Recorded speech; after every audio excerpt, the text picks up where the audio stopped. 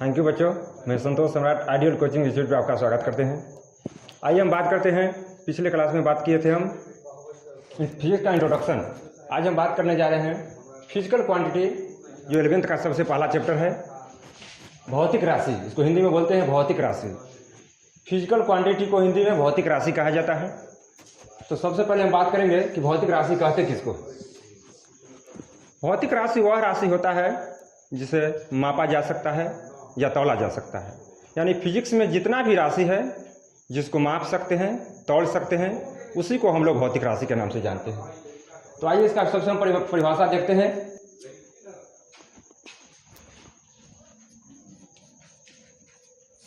भौतिक राशि वह राशि है यानी जिसे मापा या तौला जा सकता है।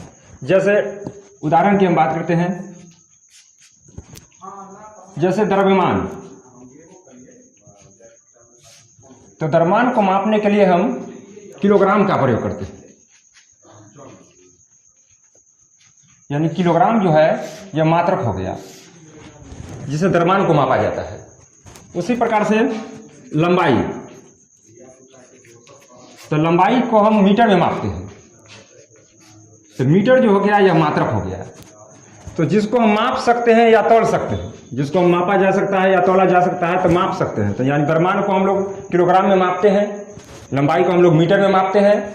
अब जैसे बल है, तो बल के लिए हम लोग न्यूटन का प्रयोग करते हैं। तो इसी प्रकार से न्यूटन इसका जो हो गया ये मात्रक हो गया। तो भौतिक राशि का परिभाषा याद रखना है कि भौतिक राशि वह राशि है जिसे मापा या तौला जा सकता है। अब इसके लिए हम कुछ इसका क्लासिफिकेशन करते हैं। इसके लिए दो आधार बनाए। क्लासिफिकेशन करने का दो आधार है, एक है उत्पत्ति के आधार पर और दूसरा है दिशा के आधार पर। तो उत्पत्ति के आधार पर दो प्रकार के होते हैं, उत्पत्ति के आधार पर दो प्रकार के होते हैं और दिशा के आधार पर भी दो प्रकार के होते हैं। तो पहले इसको हम क्लासिफिकेशन करते हैं कि क्लासिफिकेशन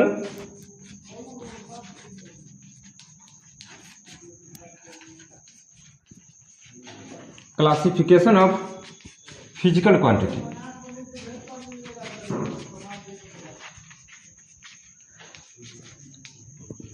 भौतिक राशि का वर्गीकरण।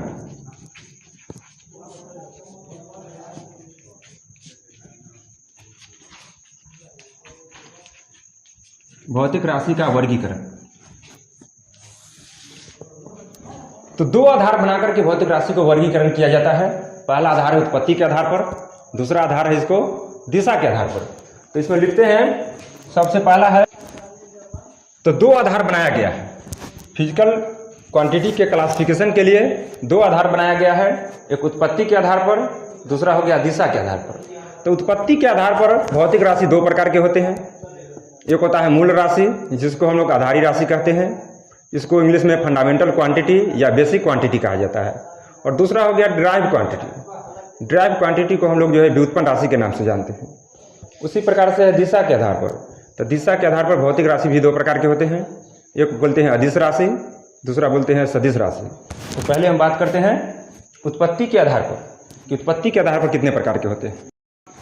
तो ये आपको उत्पत्ति के आधार पर हो गया। उत्पत्ति के आधार पर भौतिक राशि दो प्रकार के होते हैं। एक फंडामेंटल, इसी को हम लोग बेसिक क्वांटिटी बोलते हैं, यानी मूल राशि या आधारी राशि। दूसरा हो गया ड्राइव क्वांटिटी, जिसको हम लोग व्युत्पन्न राशि कहते हैं।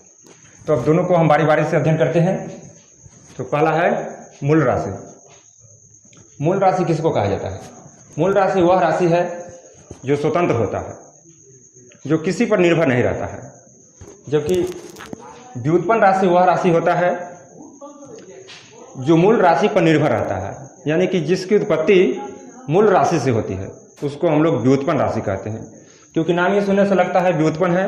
व्युत्पन्न का मतलब होता है उत्पन्न होना। तो जो राशि उत्पन्न होता है, किससे उत्पन्न होता है? तो यह राशि मूल राशि से उत्पन्न होता है, यानी आधारी राशि से उत्पन्न होता है। इसलिए हम लोग इसे व्युत्पन्न राशि कहते हैं। तो दोनों को अलग अलग हम परिभाषित करते हैं। इसका कुछ उदाहरण देखते हैं। तो सबसे पहला हम लोग बात करते हैं फंडामेंटल या बेसिक क्वांटिटी का। फंडामेंटल या बेसिक क्वांटिटी वो यानी जो राशि स्वतंत्र होता है, अर्थात यह किसी पर निर्भर नहीं रहता है, उस राशि को हम लोग मूल राशि या आधारी राशि के नाम से जानते हैं। इसकी संख्या 7 होती है। तो इस प्रकार से सात सात जो इसकी संख्या होती है मूल राशि का, ध्यान रखना है सबको अलग अलग करके। लंबाई जिसको हम लोग लेंथ बोलते हैं, द्रव्यमान मास हो गया, समय टाइम हो गया, तापमान टेम्परेचर हो गया, विद्युत धारा इलेक्ट्रिक करंट, ज्योति तीव्रता लुमिनस इंटेंसिटी, पदार्थ की मात्रा यानी अमाउंट ऑफ सब्सटेंस। तो इस प्रकार से ये सात जो होता है यह आधारी राशि होता है। इसमें से मूल रूप से अगर बात करते हैं, मूल रूप से मात्र तीन ही होता है। मूल रूप से तीन हो गया, एक लंबाई, एक द्रव्यमान, एक समय। तो लंबाई, द्रव्यमान और समय ये मूल रूप से तीन हो गया। धीरे धीरे होकर के सबका खोज होते गया। तो इसमें से सातवां जो है पदार्थ की मात्रा, इसे केमिस्ट्री में भी पढ़ना है, पदार्थ की मात्रा जिसका मात्रक मोल होता है। तो बाद में चलकर इसको जोड़ा गया है, तो टोटल संख्या जो है इसका 7 होता है, लेकिन पहले 6 ही मात्रक होता था। लेकिन इसमें से 3 मात्रक जो है लंबाई, द्रव्यमान और समय, इसी में से 3 राशि की अगर बात करते हैं तो ये 3 राशि जो बहुत पौराणिक है, बहुत पहले से है। क्योंकि किसी भी अगर पहले कोई वस्तु की खोज हुई तो लोगों को यह ध्यान गया कि वस्तु कितना लंबाई है, कितना लंबा है, तो लंबाई पर ध्यान गया। उसके बाद फिर उसको दिमाग आया, यह सोचा कि वस्तु इसका लंबाई है तो इसका द्रव्यमान क्या होगा, तो द्रव्यमान पर इसका ध्यान गया। फिर द्रव्यमान के बाद सोचा कि यह कितने समय से धरती पर है, तो समय पर गया। इस प्रकार से 3 चीज इसका मेन हो गया, लंबाई, द्रव्यमान और समय। तो इस वीडियो में हम केवल विद्युत जितना भी जो है बात करते हैं भौतिक राशि का, उसमें हम केवल फिजिकल क्वांटिटी का राशि का ही बात करते हैं। इसमें मात्रक की हम बात नहीं करते हैं। मात्रक के लिए कल का वीडियो हम बनाएंगे। इसमें हम राशि जितना भी है, जो दिशा के आधार पर, चाहे उत्पत्ति के आधार पर जितना भी राशि है, इसको हम बताने जा रहे हैं। तो इसको जो वीडियो को पॉज करके जितना भी है इसको पहले नोट कीजिए। डिराइव्ड क्वांटिटी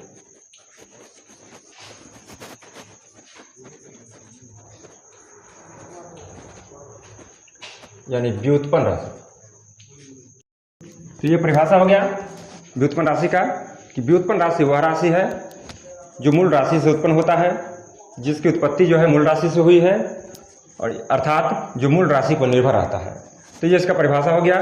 जैसे हम एग्जाम्पल के तौर पर बात करते हैं, जैसे हम बात करते हैं क्षेत्रफल। क्षेत्रफल तो क्षेत्रफल जो है फॉर्मूला होता है क्षेत्रफल वाला, हम लोग पढ़ते हैं लंबाई गुना चौड़ाई।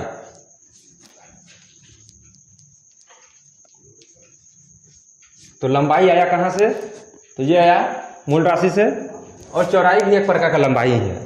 इसलिए क्षेत्रफल बराबर फॉर्मूला होता है लंबाई गुना चौड़ाई। तो ये क्षेत्रफल जो हो गया आपका व्युत्पन्न राशि हो गया, ये व्युत्पन्न राशि होगी, क्योंकि इसमें लंबाई है और चौड़ाई है, क्योंकि चौड़ाई भी एक प्रकार का लंबाई ही होता है। इसका मात्रक जो हो गया वह मीटर स्क्वायर होता है। उसी प्रकार से अगर आयतन की बात करते हैं तो आयतन बराबर फॉर्मूला होता है लंबाई गुना चौड़ाई गुना ऊंचाई। तो लंबाई भी हो गया, चौड़ाई भी हो गया, ऊंचाई भी हो गया। तो चौड़ाई भी जो है एक प्रकार का लंबाई ही है, ऊंचाई भी जो हो गया यह लंबाई हो गया। तो 3 लंबाई हो गया। इसका मात्रक जो हो जाएगा वो मीटर क्यूब हो गया। तो यह आयतन जो हो गया ये व्युत्पन्न राशि हो गया।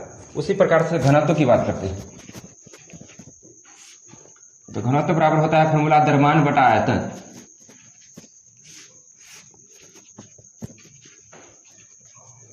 तो द्रव्यमान कहाँ से आया, मूल राशि से आया।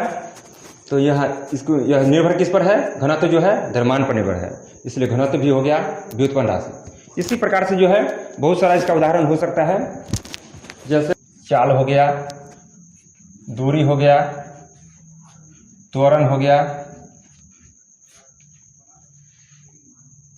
वेग हो गया, बल हो गया, ऊर्जा, संवेग, आवेग, ईटीसी, यानी बहुत सारा जो है इसका उदाहरण हो गया व्युत्पन्न राशि को। तो इस सबको नोट कीजिए, वीडियो को पॉज करके इसको अच्छे से नोट करना है, पढ़ना है, समझ करके इसको नोटबुक पर लिख करके इसको याद करना है। और इसको अधिक से अधिक शेयर कीजिए, लाइक कीजिए, कमेंट कीजिए और अपने दोस्तों को शेयर करके बताइए।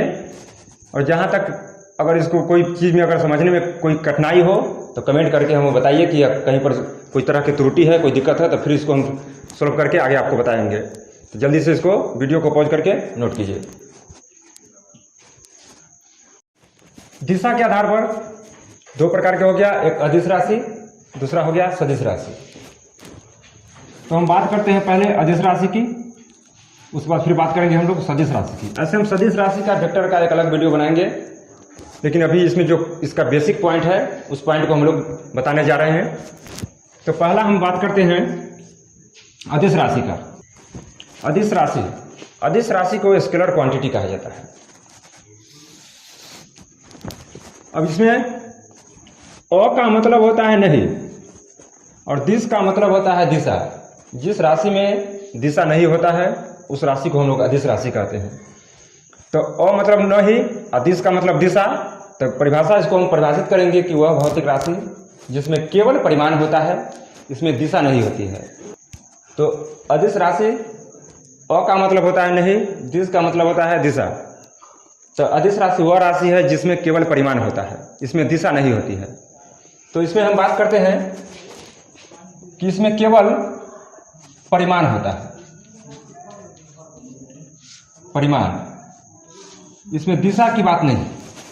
और यह जो है सिंपल अलजेब्रा के नियम का पालन करता है, यानी बीज गणित के नियम का पालन करता है। सिंपल जोड़ घटाव गुना भाग का नियम का पालन करता है। इसमें केवल जो है परिमाण होता है। और परिमाण में दो चीज हो गया, एक हो गया सांख्यिकी मान,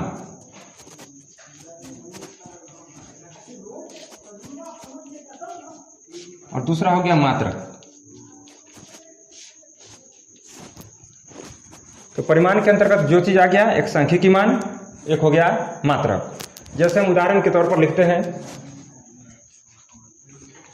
40 kg। तो 40 kg यानी द्रव्यमान है। तो इसमें 40 जो हो गया यह सांख्यिकी मान हो गया, यह सांख्यिकी मान है, न्यूमेरिकल वैल्यू। और केजी जो हो गया ये इसका यूनिट हो गया, यानी मात्रक हो गया। दोनों को मिलाकर के हम लोग परिमाण बोलते हैं। यानी कि इस द्रव्यमान का परिमाण कितना है, मैग्नीट्यूड कितना है, तो 40 kg। तो 40 kg में 40 जो हो गया यह संख्या हो गया, यानी सांख्यिकी मान हो गया, और केजी जो हो गया यह मात्रक हो गया। उसी प्रकार से अगर हम बात करते हैं, जैसे 20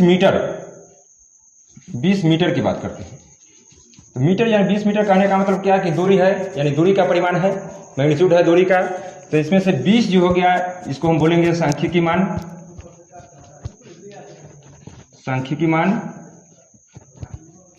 और मीटर जो हो गया ये हो गया मात्रक। तो कह सकते हैं कि यह दूरी का परिमाण हो गया। उसी प्रकार से हम लिखते हैं अगर 10 सेकेंड, तो 10 सेकेंड क्या, तो टाइम हो गया, यानी समय है। इसमें से 10 हो गया संख्या, यानी सांख्यिकी मान, सांख्यिकी मान, और सेकेंड जो हो गया यह हो गया मात्रक। तो इसी प्रकार से अदिश राशि जो है हम लोग देखते हैं कि इसमें केवल परिमाण होता है।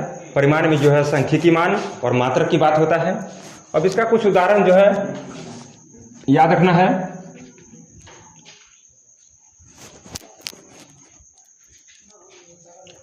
जैसे समय,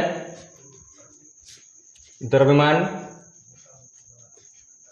दाब,